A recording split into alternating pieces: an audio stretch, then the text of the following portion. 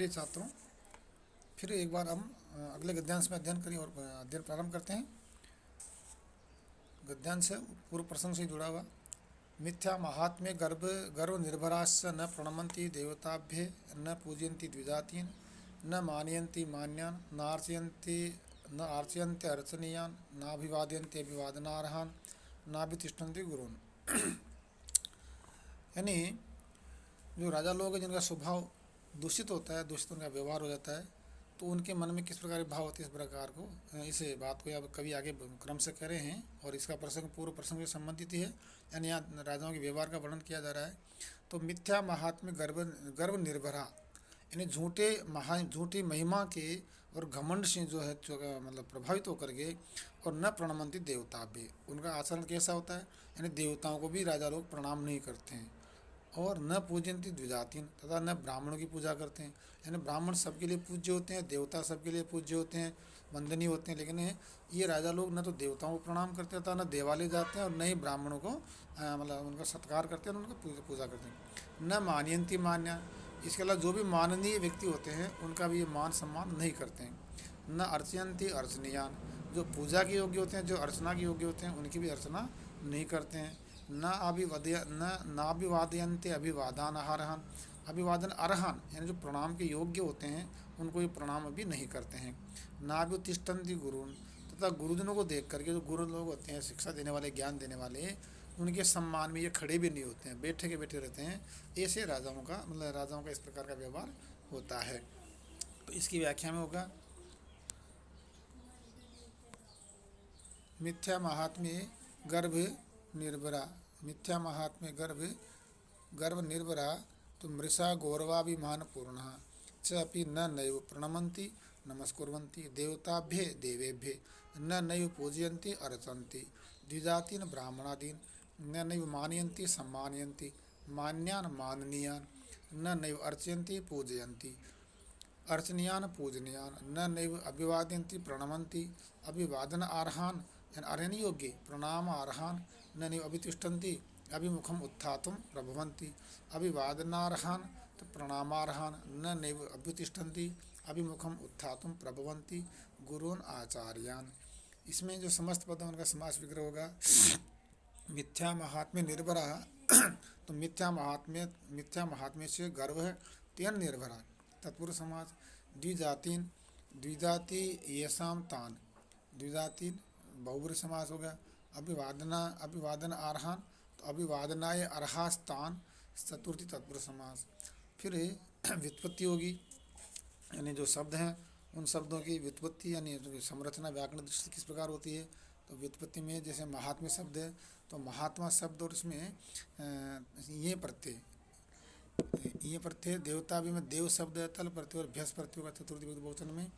द्विजातिन में द्वि शब्द है, फिर जन धातु, फिर तीन प्रत्यय और सस प्रत्यय द्वितीय विभक्ति बहुवचन का प्रत्यय है। मानयन्ति में मन धातु निच प्रत्यय तथा जी लट लकार बहुवचन का प्रत्यय है। इस प्रकार इसी संरचना होती है। अर्चनीयान में अर्च धातु है, अनियर प्रत्यय चाहिए अर्थ में और या योग्य अर्थ में, तथा सस द्वितीय विभक्ति बहुवचन का प्रत्यय होगा। अभिवादनाम, तो अभिवादन में अभि उपसर्ग वद धातु और लुट लकार है, उससे अन होकर के अभिवादनाम, और फिर उसमें जो है अभिवादना नाम यानी अभिवादन योग्य जो है उसमें, और फिर अभिवादयन्ति में अभि उपसर्ग वद धातु निच प्रत्यय और जी लट लकार प्रथम पर बहुवचन का प्रत्यय होगा। अभ्युतिष्ठन्ति में अभि उपसर्ग तल उत भी उपसर्ग तथा स्था धातु, फिर उसको जो तिष्ठ आदेश होकर के और जी लट लकार प्रथम पुरुष बहुवचन का प्रत्यय है। गुरुन में गृह धातु है, उसको उण प्रत्यय होकर के और फिर गुरु शब्द बनेगा, फिर सस भी द्वितीय विभक्ति बहुवचन का प्रत्यय होगा। आगे इसी क्रम में कवि कह रहे हैं कि उनकी सोच कैसी होती है और किस प्रकार का व्यवहार होता है। तो लिखा, अनर्थ कायासांतरित विषयोपभोग मृत्युपहसन्ति विद्वजनम जरा वैकलव्य प्रलपितमिति पश्यन्ति वृद्धजनोपदेशम आत्मप्रज्ञा परिभव इत्यसूयन्ति सचिवोपदेशाय कुप्यन्ति हितवादिने।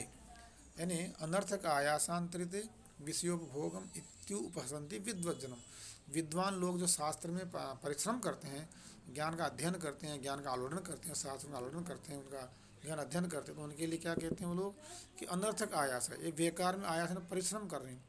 और अंतरित विषयोपभोगम इति उपसन्ति, यानी बेकार में व्यर्थ में ही जो है और निरर्थक परिश्रम करके खो दिया सांसारिक भोगों को भोगने का आनंद जिन्होंने, तो यानी इनको इस परिश्रम को छोड़ करके सांसारिक विषयों का आनंद लेना चाहिए। किंतु ये विद्वान, ये तो मूर्ख हैं जो सांसार के भोगों से दूर होकर के और व्यर्थ के परिश्रम में लगे हुए हैं।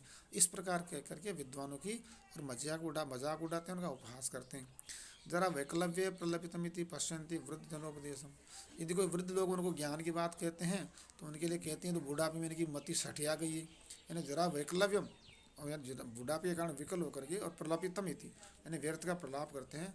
इस प्रकार वृद्ध जनों की यानी बड़े बड़े लोगों के जो उपदेश होते हैं उनको इस प्रकार से देखते हैं, उनका नजरिया इस प्रकार उनके प्रति होता है।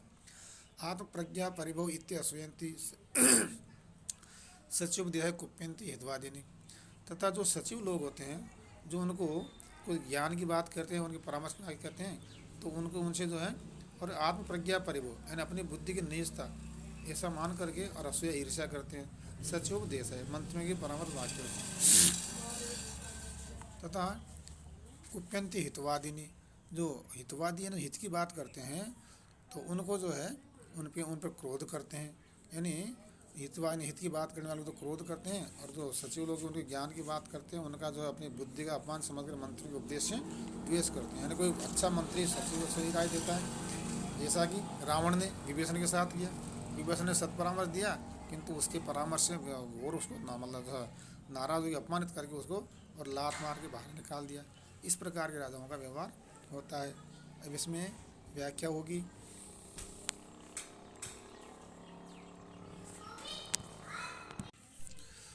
व्याख्या में होगा अनर्थक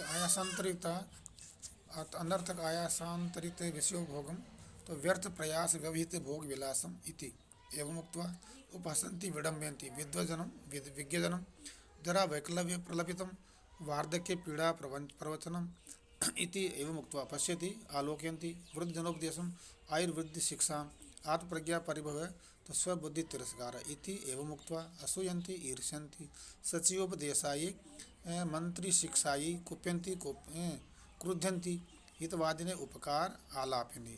समस्त पदों में समास विग्रह होगा।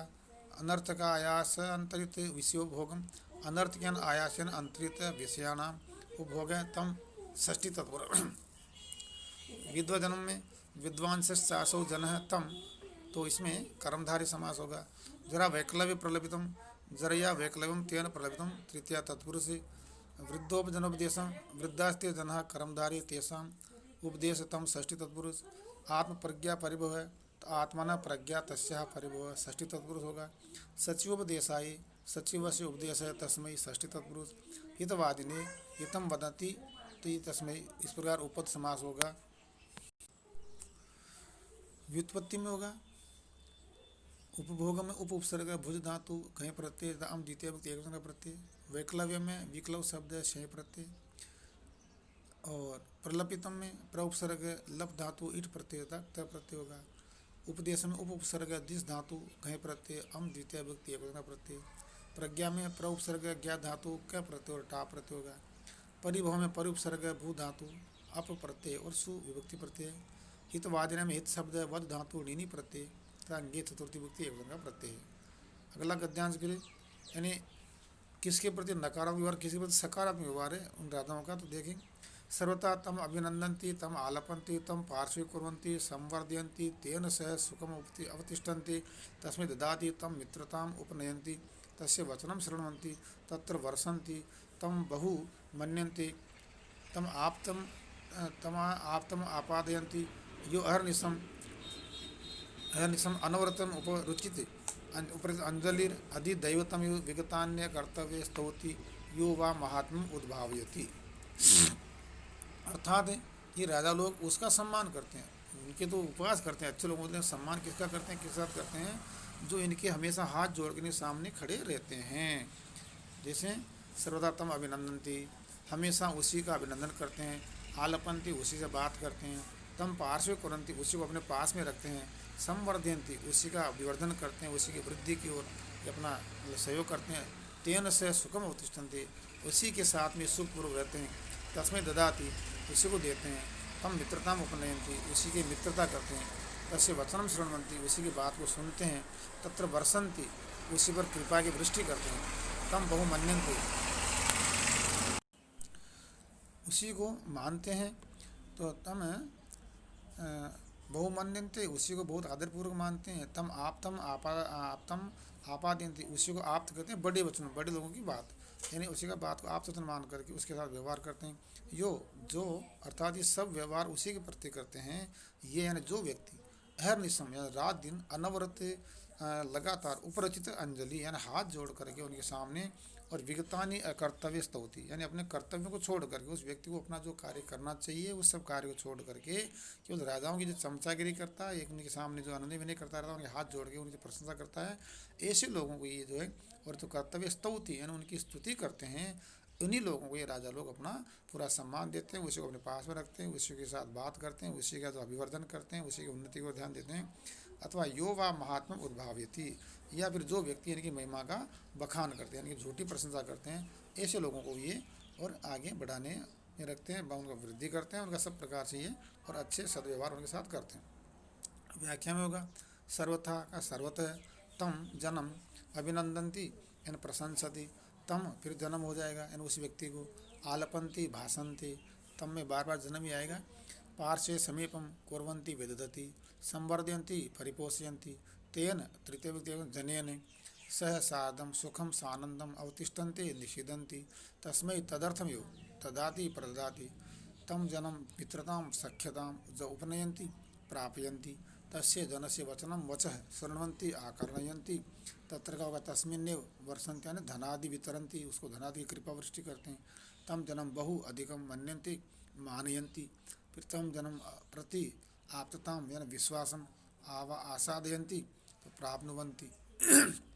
ये यो ही अहर्निशम यानी नक्तम दिवम, नक्त यानी रात्रि होती है, दिव्य में दिन, नक्तम दिवम अनवरतम निरंतरम, उपरचितांजलि तो बद्धांजलि, अधिदैवतम इष्ट देवतम, इव यथा विगतान्य कर्तव्य अवगत्य इतर कार्य यानी दूसरे कार्यों को छोड़ करके, स्तौति स्तुत्या स्तोष्यति यानी स्तुति के द्वारा जो उनको संतुष्ट करता है, यो वा अथवा ये च महात्म गौरव उद्भाव्यति प्रकटयति। समस्त पदों में समास भी होगा। अहर्निशम यानी अहश्च निशा चेति तत् समास, उपरचितांजलि उपरचित अंजलि रियन सह, अधिदैवतम दैवतम अधिकृते अविभाव समास, विगत कर्तव्य विगतानि कर्तव्यानि यस्य सह बहुव्रीहि समास। फिर व्युत्पत्ति में होगा संवर्धनति में सम उपसर्ग वृद्ध धातु निच प्रत्यय तथा झी लट लकार प्रथम वर्ग बहुवचन का प्रत्यय। मित्रता में मित्र शब्द तल प्रत्यय होगा, टाप जो स्त्रीलिंग का प्रत्यय और अम द्वितीय व्यक्ति एकवचन का प्रत्यय है। उपनयंती में उप उपसर्ग नि धातु जी प्रत्यय लट लकार प्रथम वर्ग बहुवचन का प्रत्यय होगा। शृण्वंती में शृणु धातु है, फिर झी लट लकार प्रथम वर्ग बहुवचन का प्रत्यय। आप्तता में आप उपसर्ग मतलब आप धातु है, उपसर्ग प्रत्यय है, पर तल प्रत्यय तथा टाप जो स्त्रीलिंग का प्रत्यय, अम द्वितीय व्यक्ति एकवचन का प्रत्यय है। आपाद्यंती में आंग उपसर्ग है, पद धातु और निज प्रत्यय तथा झी लट लकार प्रथम पुरुष एकवचन का बहुवचन का प्रत्यय। और उपरचित में उप उपसर्ग रच धातु इट प्रत्यय तक्त प्रत्यय। विगत में वि उपसर्ग गम धातु उक्त प्रत्यय। कर्तव्य में कृ धातु तव्यत प्रत्यय है। उद्भावित में उत उपसर्ग है भू धातु निज प्रत्यय, और तिप जो है प्रथमा विभक्ति प्रथम पुरुष एकवचन का लट लकार में प्रत्यय है। अगला गद्यांश है किं वा तेषां सांप्रतम येषां अति नृशंसा प्राप्तोपदेश निर्गणम कौटिल्य शास्त्र प्रमाणम अभिचार क्रिया क्रूरैक प्रकृति पुरोधसो गुरुव पराभिसंधान परामंत्रण उपदेष्टार नरपति सहस्र भुजो भुक्तो जितायाम लक्ष्म्याम आसक्ति मारणात्मकेषु शास्त्रेषु अभियोग सहज प्रेमार्द्र हृदयानुरक्ता भ्रातर उच्छेद्या। अथवा किं वा तेषां इन उन राजाओं के बारे में क्या कहा जाए, येषां अति नृशंस प्रायोपदिष्ट निर्गुण कौटिल्य शास्त्र प्रमाणम यानी जो है उनके बारे में क्या कहा जाए कि जो है अत्यंत कठोर उपदेशों के कारण निर्दयी और कौटिल्य शास्त्र चाणक्य के शास्त्र को ही तथा तांत्रिक उपाय के कारण एकमात्र क्रूर स्वभाव वाले पुरोधस यानी पुरोहित लोग जो है उनको कवि कह रहे हैं आगे किं वा तेषां सांप्रतम यानी उनके बारे में और क्या कहें अभी कि ये शाम जिन राजाओं अति नृशंस प्रायोपदेश निर्गणम कौटिल्य शास्त्र प्रमाणम अर्थात कौटिल्य शास्त्र क्रूर शास्त्र है वही जिनके लिए प्रमाण यानी कौटिल्य के अनुसार कठोर जिनका शासन व्यवस्था है, इस राजाओं के बारे में क्या कहा जाए। अभिचार यानी अभिचार क्रिया क्रूरैक प्रकृति पुरोधस यानी जो उनके पुरोहित हैं वो भी कैसे हैं, तो अभिचार है ना तंत्र मंत्र क्रियाओं में जो क्रूर क्रिया उनके अंदर जिनका ज्ञान है उसी प्रकार की क्रियाएं करते हैं, यानी तांत्रिकों को ही अपना गुरु मानते हैं तथा पराभिसंधान परा मंत्रण और दूसरों को ठगने में जो चतुर मंत्री होते हैं वे इनके उपदेश देने वाले होते हैं, उन्हीं की बात को ये मानते हैं तथा जो चतुर मंत्री होते हैं ठगी करने वाले ऐसे मंत्रियों की बात को ये लोग मानते हैं। नरपति सहस्र भुक्तोज्जितायाम लक्ष्म्याम आसक्ति तथा जिस लक्ष्मी को कई राजाओं ने भोग करके छोड़ दिया, अर्थात राजा राज्य लक्ष्मी राज्य करते हैं तो एक राज्य लक्ष्मी होती है और उसमें वंश परंपरा से या जैसे भी है वो मतलब उसका शासन बदलता रहता है, शासक बदलते रहते हैं। तो है ना, हजारों राजाओं के द्वारा जिस लक्ष्मी का उपभोग करके छोड़ा गया है ऐसी लक्ष्मी में उन राजाओं की आसक्ति होती है तथा मारणात्मकेषु शास्त्रेषु अभियोग है। और ऐसे शास्त्र जो मन मतलब एक दूसरे के हत्या का मारने के षड्यंत्र जो कार्य जो ज्ञान देते हैं उन शास्त्रों में इनकी जो रुचि होती है तथा सहज प्रेमार्थ हृदयानुरक्ता भ्रातर उच्छेद्या। और जो स्वाभाविक रूप से जो स्नेह करने योग्य जो भाई होते हैं ऐसे भाइयों को ये लोग छोड़ देते हैं ना, भाइयों को तो उच्छेदन के योग्य मानते हैं, अर्थात भाइयों को तो घर से निकाल देते हैं। जैसे कि रंगा सियार की कहानी आती है तो उसमें जो सियार है मतलब वो सियार जो कलर में भीग गया तो अपने राजा बनने के बाद अपने जाति के भाई बंधु को निकाल देते हैं, निकाल दिया उसने। इस प्रकार राजा लोग जो अपने आत्मीय भाई बंधु होते हैं उनको मानो अपने शासन से दूर कर देते हैं, उनके पास से उठना बैठना ही पसंद नहीं करते हैं। अभी व्याख्या में होगी तो किम व अथवा तो किम यानी एक प्रकार ये तीसरे प्रकार के राजाओं की श्रेणी हो गई है। तो किम व तेषां यानी राज्ञां सांप्रतम अधुना येषां अमीषां राज्ञां अति नृशंस प्रायोपदेश निर्गणम यानी क्रूर तरैक शिक्षा निर्दयम कौटिल्य शास्त्रम यानी चाणक्य अर्थशास्त्रम प्रमाणम साक्ष्यम अभिचार क्रिया क्रूरैक प्रकृतये यानी तंत्रोपायाति क्रूर स्वभाव क्रोध से पुरोहिता गुरुव आचार्य पराविधान संधान परा प्रवंचन परा मंत्रिण अमात्य अमात्य उपदेष्टार यानी शिक्षयितार नरपति भुक्तोज्जितायाम अनेक नृपोपभोग मुक्तायाम लक्ष्म्यां श्रियाम आसक्ति अनुराग मारणात्मकेषु मृत्युकारकेषु शास्त्रेषु तंत्रेषु अभियोग प्रवृत्ति सहज प्रेमार्थ हृदयानुरक्ता स्वाभाविक स्नेहाप्लावित चेत संपृक्ता भ्रातर बांधवा उच्छेद्या उत्सादनीय। समस्त पदों में विग्रह होगा। अति नृशंस प्रायोपदेश निर्गणम अति नृशंस प्राय उपदेश निर्गण तम तृतीय तत्पुरुष कौटिल्य शास्त्रम यानी कौटिल्य कृतम शास्त्रम मध्यम पद लोक समास अभिचार क्रिया क्रूरैक प्रकृति है अभिचार क्रिया क्रूरैका प्रकृति येषां ते बहुरी समास पराभिसंधान परा परेशान अभिसंधाने परा तत्पुरुष समास नरपति सहस्र भुक्तोज्जितया नरपति नाम सहस्रम तेन आदौ भुक्ता पश्चात उज्जिता तस्यां तत्पुरुष समास सहज प्रेमार्द्र हृदयानुरक्ता तो सहजन प्रेमणा आर्द्रम हृदयम तस्मिन् अनुरक्ता तत्पुरुष समास।